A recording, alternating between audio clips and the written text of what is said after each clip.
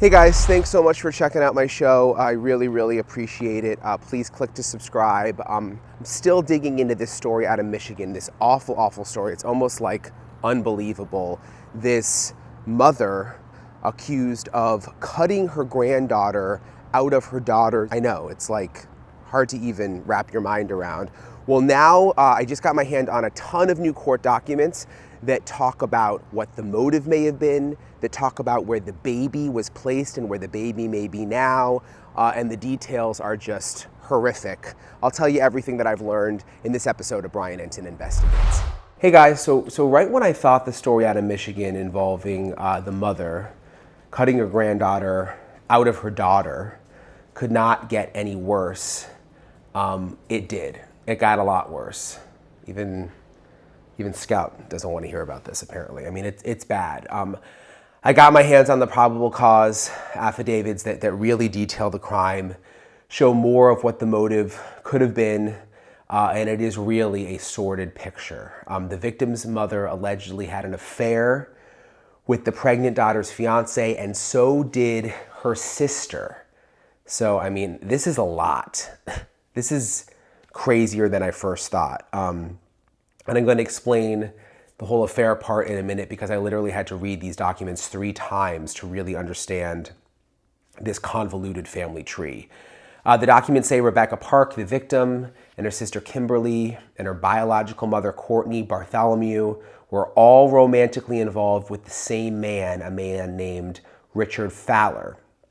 And Richard Fowler is also the father of Rebecca's unborn child that was cut from her body.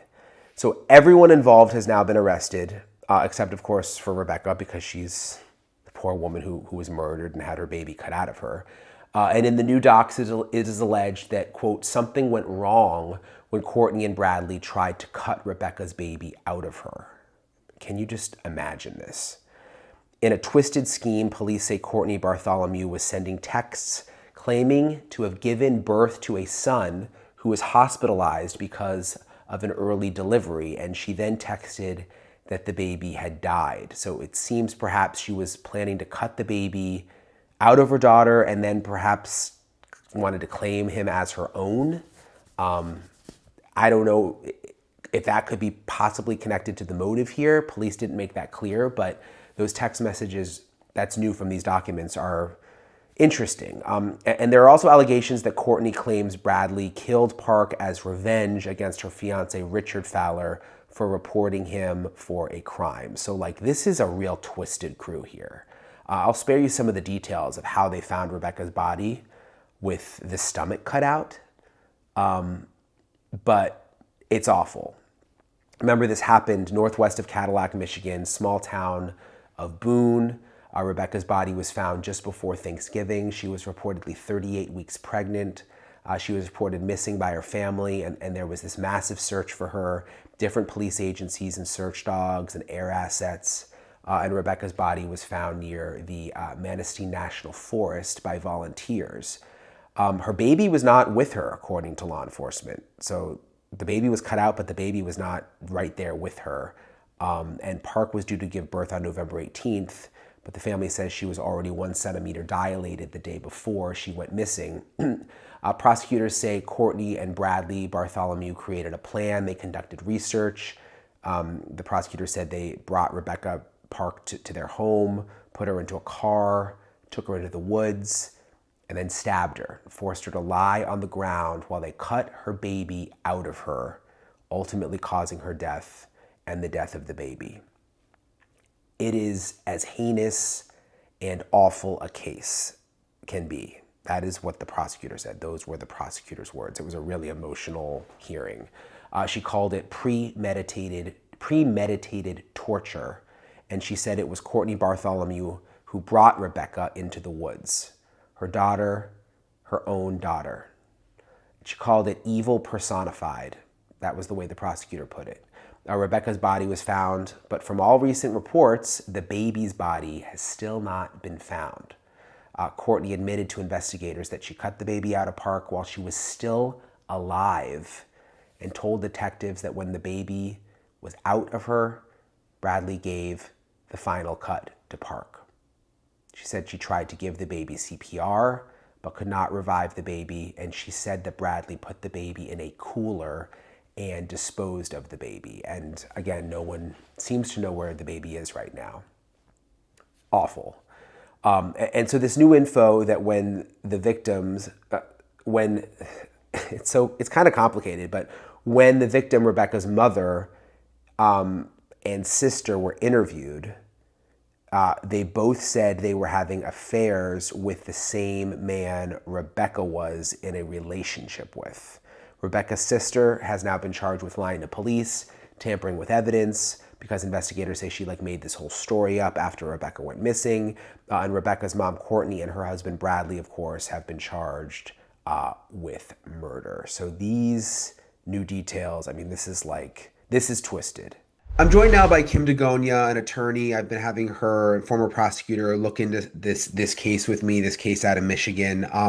We got these new documents, Kim. First of all, I still can't, I've covered this once before, and I still can't get past just the basic facts of this mother and her husband. And I even feel weird just saying it, but cutting the baby out of the daughter. Have you, you've covered a lot of awful cases. Have you ever come across anything quite like this? No, not where a baby is being cut out of the womb. That is pretty horrific. Pretty horrific. What do you think, based on what you've read, what do you think the motivation could have been here? For the mom, for Kimberly, Yeah.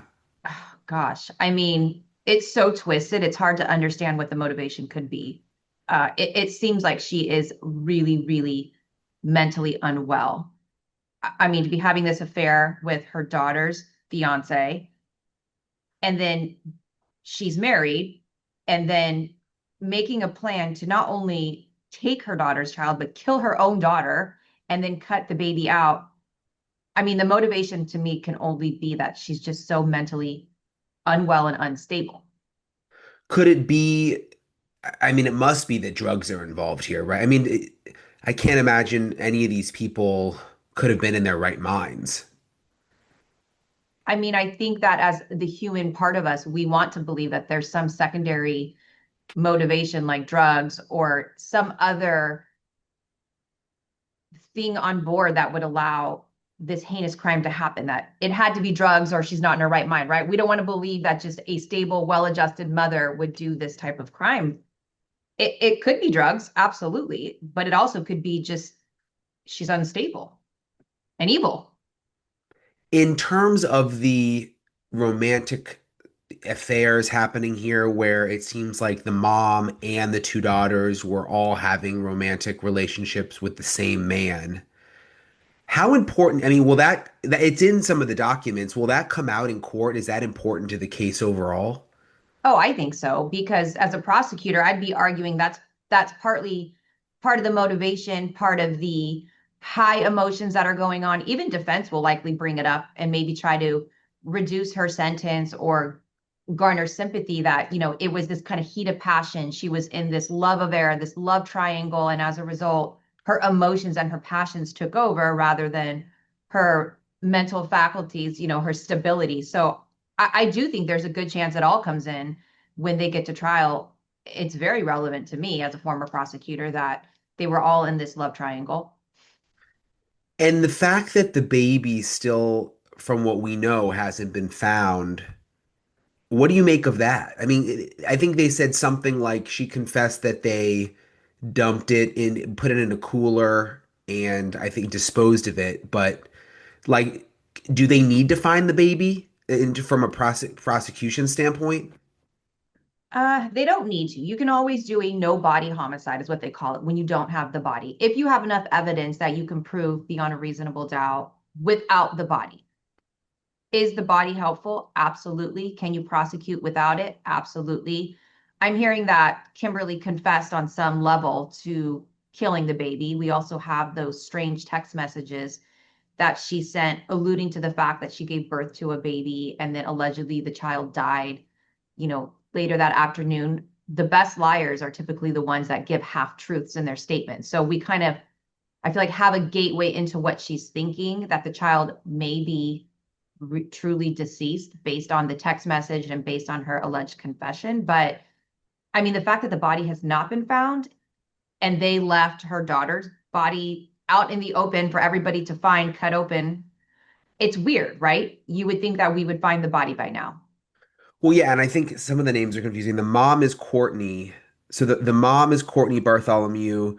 Her husband is Bradley, and they're the ones charged with murder. And then Mhm. the victim is Rebecca, and Mhm. then the other sister is Kimberly. Oh, yes, I misspoke. You're right. It's Yeah, Courtney yeah. I mean, I and who had to sent the do like a text whole message. family tree to keep to keep track Keep of it it. straight. Yeah, and now with this like affair and everything. But I would also think, I mean, the fact that they have the evidence and they went into pretty like gruesome detail in one of the reports about like the autopsy and the mom's stomach being open and the umbilical cord being out. So I guess even if they don't find the baby, you know what I mean? Like there's enough evidence there on the mom's body, I guess, to show sort of what happened. Yeah, I think there's enough evidence to show that the baby was cut out and that she was murdered. But I think it's unclear still what happened to this baby. Was the baby dead when they cut the baby out? Did the baby survive? Did they kill the baby after, hours later, days later, after they killed their daughter? There's a lot of unknown questions, which is weird that they didn't file a murder charge on the baby. My understanding is they just charged murder of their daughter for Courtney and Bradley. Yeah, and the mom said something about trying to give the baby CPR. Right, which again begs the question, did when they cut the baby, was it already deceased or did the baby have breath? Yeah, ugh, it's There's a lot of just unknown questions. yeah. Um, right, and the mom was 38 weeks pregnant, so that's pretty far along. Oh yeah. I mean, in California, we would charge that as a second murder because it's Yeah. viable at 38 weeks. So I guess the mom sending the text saying, I'm having this baby or I had this baby and it's in the intensive care. Like I guess maybe she was trying to set it up for other people when this baby showed up. It Like, kind of seems that way, right? yeah. To make the world think she was pregnant. And she had said, I thought I read in a report earlier that she had told her daughter, Kimberly, that she was pregnant and had a miscarriage. Is that true? Did you read Yes. that? Yep, yep. So Yeah. it seems like she's been trying to advance this story of being pregnant with this guy's baby for quite some time. What about the fact that, there's, and I don't know what's true and what's not, but these women talked about like abuse allegations involving these men and, that one of them had threatened to kill. Could any of that come in? Like, could that end up being like a defense? Them saying, oh, we were forced into this and blah, blah, blah, blah, blah. Yeah, it could be. There's a lot of potential defenses here. I think it was Bradley, right, who had allegedly threatened. No, it was Richard who allegedly threatened to kill Bradley. Yeah, So I do think Bradley probably could use the defense that he was in fear for his life, for his safety as it related to Richard. But I don't know how that really relates to killing Kimberly and the baby. right. I mean, it can go to his state of mind that at this time it was tumultuous, it was fearful, there was all of these, internal familial things happening that triggered him, that caused him to react in a way that he normally wouldn't. And they can go down some mental health road, maybe, I would think, as a defense. What other possible defenses do you think there could be? For Courtney or for Yeah. Bradley or both? I guess for either of them. I mean, the possible defenses I think they can argue are probably this heat of passion. We've heard that defense, it's as old as time. It's the classic, you walk in on your spouse cheating on you and you just see red and you react out of passion versus logic. So I do think there's probably an argument for both of them that they just reacted in passion. Bradley had just found out his wife had been cheating on him with the future son-in-law, and he just saw red. Courtney could argue the same, that it was abusive and she had just found out that Kimberly was going back to Richard, that her other daughter was having an affair, and she was just in this state of heightened passion, and it wasn't really logic that she was reacting in murdering her daughter. Could Or they they try? do the classic mental health. Right. Which, I mean, yeah. Could they try to play them against each other? 100%, 100%, and they should if they're smart. Which it sounds like they kind of already are. If Courtney's Yeah. talking and making these confessions, we haven't heard a lot from Bradley, so it kind of sounds like they're already doing that. And if she, if the allegations are true and she was there and she participated in cutting the baby out, I mean, even if she confesses, but she said that he gave what I think they called the final strike, like to kill her. Could she end up with some kind of reduced charge if she cooperated, or is it just so heinous that there's no way she's not also getting a murder charge? I mean, it's always possible. The reason why you give a statement and you try to turn on your co-defendant is to get a lighter sentence, right? It's the hope that you'll get out of prison and you won't spend your entire life there. Could she get a lighter sentence? Yes, but I don't foresee it being probation or 3 or 5 years. I still foresee her sentence being a very lengthy sentence. And, maybe they won't give her the life tail. They'll give her a determinate sentence versus 25 years to life. That's typically what defendants go for, is that determinate time they know they're out of custody versus the life tail where they're always on the hook to the parole board to convince them that they get out of custody. Does that make sense? Yeah, yeah. Will So they she could definitely do something like that. would they let them like communicate at all while they're both in jail? They're not supposed to, but like we've talked about on your show before, on your podcast, defendants and inmates somehow always find a way to still send notes back and forth when they're in court together. I've seen both defense lawyers communicate back and forth, telling each other things. So there's always a way, unfortunately, that they end up communicating. Yeah, and I've done a story where they like call an outsider who will then do like a three-way call. Yes. Yeah. I wonder if they would almost want them to communicate to record it to see if they could get any more info that way. Yeah, well, I mean, their jail calls should be recorded. So all of that, we've definitely in the DA's office, the 15 years I was there, have heard jail calls where it's all recorded, even though it's saying they're recording it, it still happens. What I've seen more frequently though is the communication between the lawyers, the two defense lawyers, or what they call kites, which are these little notes that they write in custody and they pass them through inmates as they transfer to and from the courthouse. With baby Emmanuel, the story we've covered together, they never found the body, and the allegations are that baby Emmanuel may have gone into the trash, and then it's very hard to find a body, once it gets into like a dump, basically. This case, she said they put the baby in a cooler and then disposed of it. I mean, they're in the country, so I don't know if they just disposed of it like in a plate, like, in the woods. But if it did end up, I guess, in like a trash can, it seems it can be almost impossible to recover once that happens. Yeah, that's what's so sad is it could be anywhere. I mean, if they threw the body in a swamp, in a river, we might not ever find it. And if we do, probably the evidence is going to be so tampered with, it's going to be hard to get anything off of it that will be helpful. Yeah. Would it matter if the baby was alive, took a breath? Oh, yes, because then you could prove that the next step, did the child die by natural causes by taking that breath, or was the child murdered? If you can't prove that the child was even alive when they cut open his body, the defense could argue, look, it was stillborn in Kimberly's stomach. The baby was never going to survive. She would have delivered a stillborn. But in an autopsy of an infant, I've been through many infant autopsies, the coroner can tell whether or not whether the child has taken their first breaths. Um, by the way that the lungs present, there's all different organs within that will tell us whether the baby was alive when they cut him out. You've been through infant autopsies. I have Have many. you had to like be there or look at the photos or?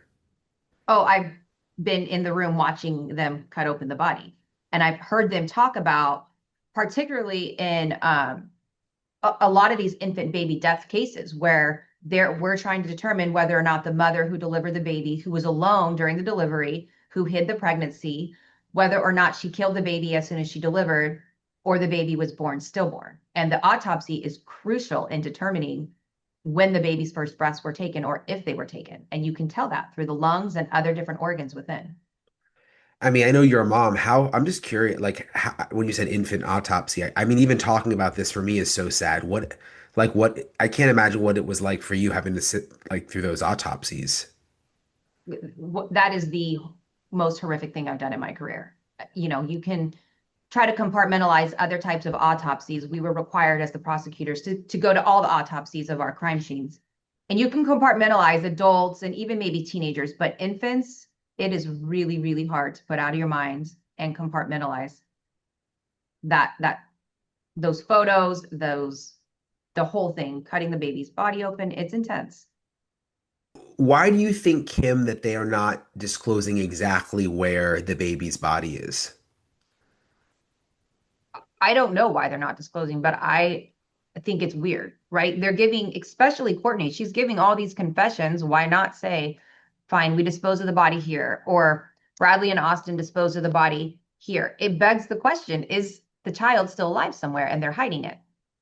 And how do police know what to believe? Because you've got Courtney trying to blame her husband, and then you've got the sister who was lying to police from the beginning and gotten in trouble for that. Like, how do they decide? I mean, it just seems like a web of people lying. It is a web of people lying. And it sounds like they're using a lot of advanced technology to figure out who was where. So the cell phone data that they seem to have that's corroborating or not corroborating these stories seems to be a powerful tool that's proving to be helpful, such as whose cell phones were pinging in the area when Rebecca's body was dumped, right? Cortney and Bradley's. Whose cell phones were pinging after and where. So it sounds like they're kind of putting the players in the game based on where their cell phones were at, which means we know their bodies were at, right? They were there live. But yeah, it's a hot mess as far as who's telling what truth.